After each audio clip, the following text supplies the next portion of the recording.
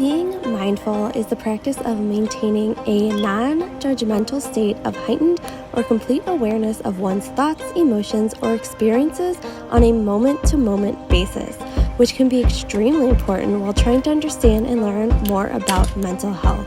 So let me welcome you to Mindful Thoughts.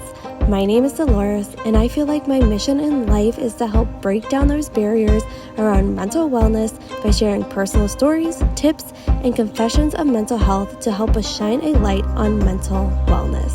So what are we waiting for? Let's dive in. Out of all of the mental health disorders I've talked about, the one we're going to talk about today shocked me the most, mostly with the history behind it. Today we're going to talk about multiple personalities and how people are still so skeptic about this disorder being real. Can you imagine in the 1500s you are someone who is struggling with this disorder? Someone like in 1584, a nun named Jenna Fay. This poor woman was struggling from multiple personalities. And she is also probably one of the first cases to come up with somebody struggling with this. But because of the lack of technology and knowledge and information they had about this disorder, they thought she was possessed by demons. Crazy, right? You heard that right. Possessed by demons.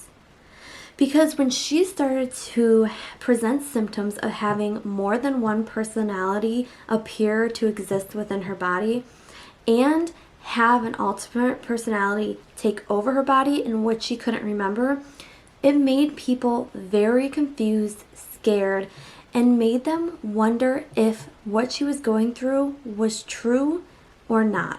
So a lot of people were considered to be possessed by demons when these personalities came up, because that was the only way for people to come into the reality that people are experiencing what they're experiencing. It wasn't until the early 1900s that with more medical information, scientists and mental professionals began to believe that a fractured identity caused by childhood trauma and abuse can cause someone to create separate identities that start to exist within one person.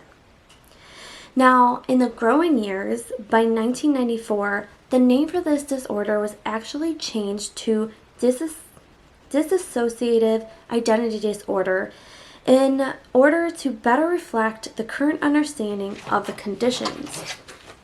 Because with this new understanding, it started to help them research more between if the personality itself is fractured or splintered from one's identity. This helped them understand more about how one identity was thought to have either never fully integrated, remaining in several parts, or was disturbed and was fragmented into splitting personalities that become separate parts of a whole. Now, from the 1500s to the 1900s, there was a term that they called possession cases, and they also had non-possession cases because they were trying to describe the difference between how you observe multiple personalities. So in possession cases, that's when the alternate personalities were easy to observe by others.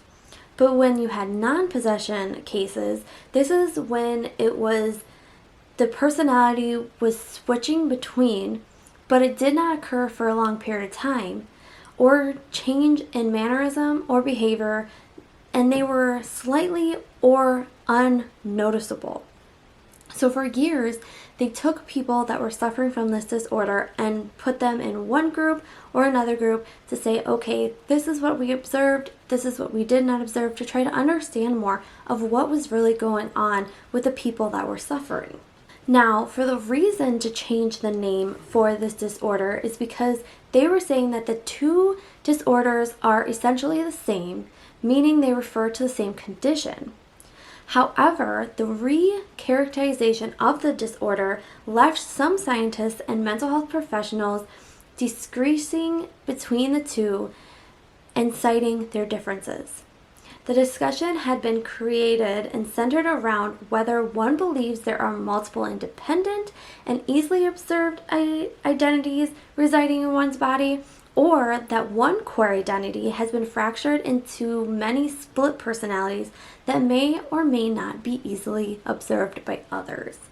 So this made people question, is this disorder real? Because it was hard for people to understand that one person could have multiple personalities in one body, or that a personality could be split into other personalities to help the person. Now, this mainly come about when people said a mental or medical health practitioner somehow introduced this condition as referring to an individual just seeking help. So instead of saying, yes, this is real and somebody's suffering from it, they're saying that somebody kind of just invented it and introduced it as a condition for a person who just really wants to seek help, and that's all. So almost like the people who are suffering from it are making up. But while this disorder continues to be a hotly debated topic, nearly 2% of the population is suffering from it. So a lot of people wanted to know, okay, so then if people are suffering from it, what does it feel like? So the people who have experienced this disorder say that the disassociation feels like your reality is hazy, or that they are in a dream, or that they feel like they are outside their body observing the events happening to them. Because of these feelings, and some people feel like they're having out-of-body experiences, it can be very hard for them to just carry on with daily life. Because disassociation can cause a lack of connection between a person's memories, thoughts, feelings, behaviors, and individual sense of oneself. For many people who suffer from this disorder, they have described it as the sensation that their bodies feel different, or as if their bodies are out of their control. Can you imagine feeling like you don't have control of your own body, and that at any moment you could feel like you're on the outside of your body watching yourself do these actions and this behavior that is not who you truly are?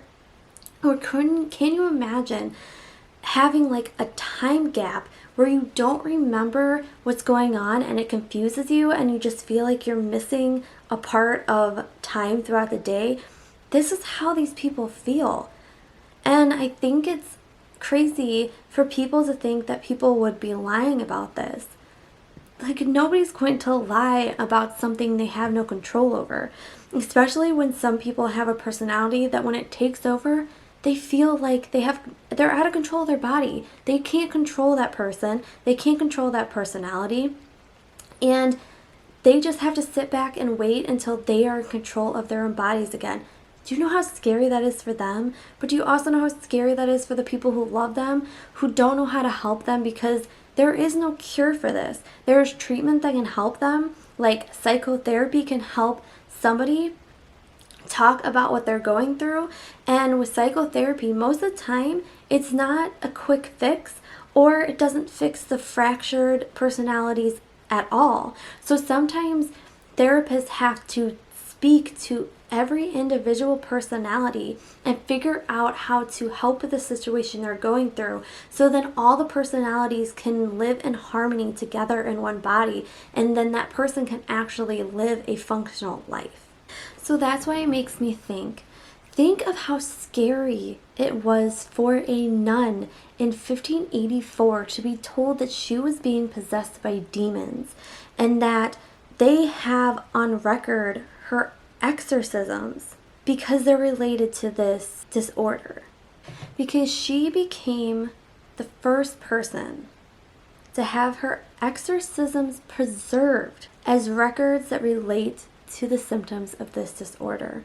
And not only her, I read of a man named Louis Venti who was 17, 18 years old when he started having convulsions. And when he woke up, he was completely paralyzed and didn't remember his other personality at all.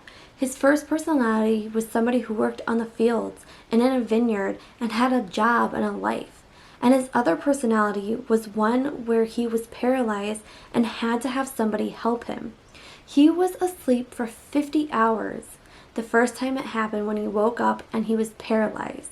Now, he was paralyzed for 2 to 3 years until he had convulsions again and woke up and jumped out of bed and wanted to get to work, which completely confused doctors.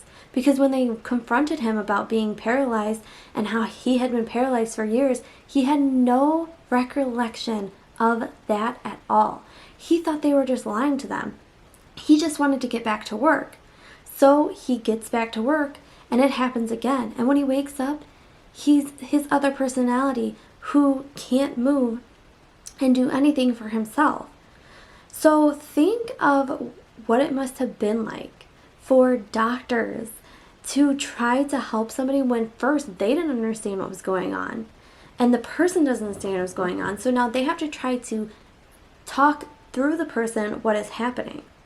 So first, think about how scary it is for the person to have multiple personalities in one body. Now think of the people in their life who have to watch them go through it. And then think about the doctors who are trying to figure out how they can help these people through what they're going through. Because how do you help someone when you don't necessarily know, like, what is actually going on? That's why the only conclusion they could come to is that your identity is fractured as a child and during childhood. Because while you're growing up as a child, that is the time where you come into who you are and who you're meant to be, and you define your identity. But then when a child is exposed to extreme persistent trauma, abuse, or life-threatening experiences, these children don't feel safe and they lack the nutrition resources to handle those traumatic situations that cause them to disassociate in order to cope. So these children are disassociating with themselves and creating another personality within them to protect them from the things they do not understand in the first place. So this personality or personalities are there to help them, to protect them, to watch over them, because they feel like they have to create somebody to protect them when they can't protect themselves. So that's another thing that made me sad to think about, is that a child went through so much trauma and so much stuff that they felt like they had to protect themselves by creating a total different person. And even within adults, when this personality comes up, they can feel like a child, they can feel weak. Some people feel like they're more muscular than they really are physically. And these personalities, I feel, are just there to protect them. They're protecting them because they, at some point in their life, felt like they couldn't protect themselves. And when I researched this one, it was something that made me so sad, and it made me realize how scary, like, mental health disorders can be, like, especially this one. Because I can't imagine going through something back in the day where you didn't have the information we have now, and now you're having preachers come in and think you're possessed by demons because they don't understand what's going on for you. And how many people back in the day thought they needed to have an exorcism to get, like, the personalities out when they were struggling with something more deep? Like, how many exorcisms out there were really people struggling with multiple personalities, and because they didn't know what they were dealing with, that's the way they dealt with it, because that's the only thing they could think of to figure it out.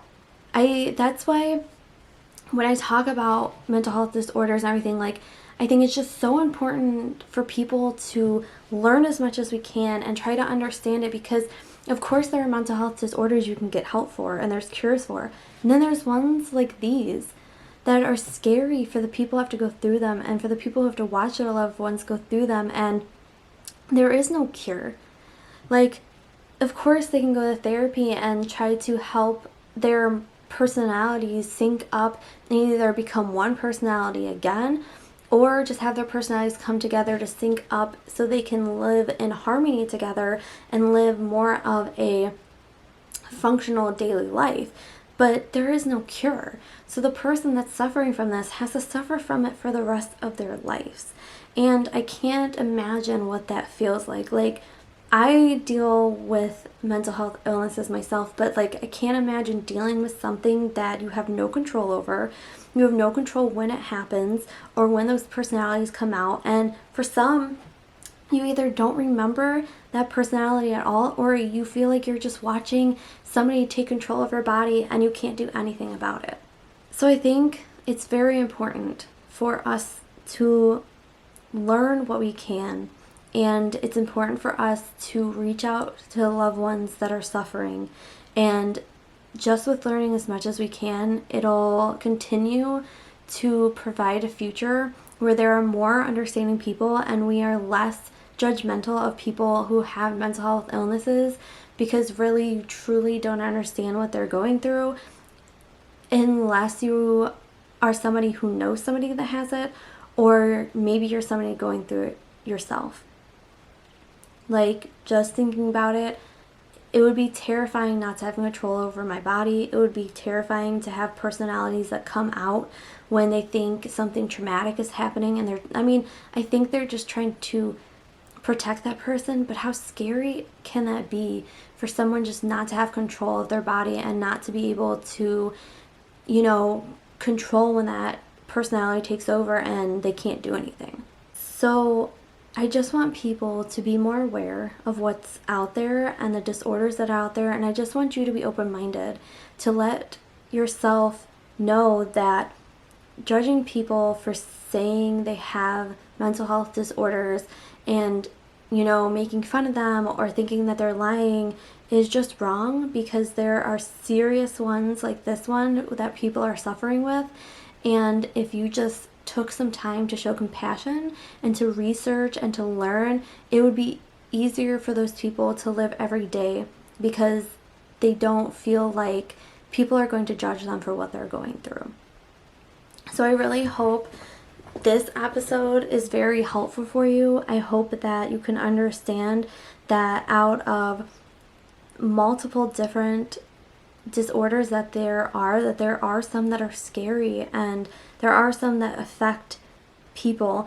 This disorder right here affects nearly 2% of the population. So there's 2% of the population suffering from it. So I'm here to learn as much as I can, and I'm here to understand what people are going through, and I hope that you have an open mind and that you can maybe stop and say to yourself, I want to learn as much as I can too, and I want to understand what people are going through, and I think I can show them more compassion, and I can be there for the people that are suffering, and just understand that people are going through rough things that you might not understand, but if we try to learn to understand, maybe we can make the world a better place. So like always, I want you guys to remember that you are never alone, and that I love you. Thank you so much for listening to another episode. And you know what would be so amazing? If you shared, left a comment, and liked this episode. Any type of support and love for this podcast is going to help it grow more and more every day. I'm so grateful to have you here, and I'll talk to you again soon.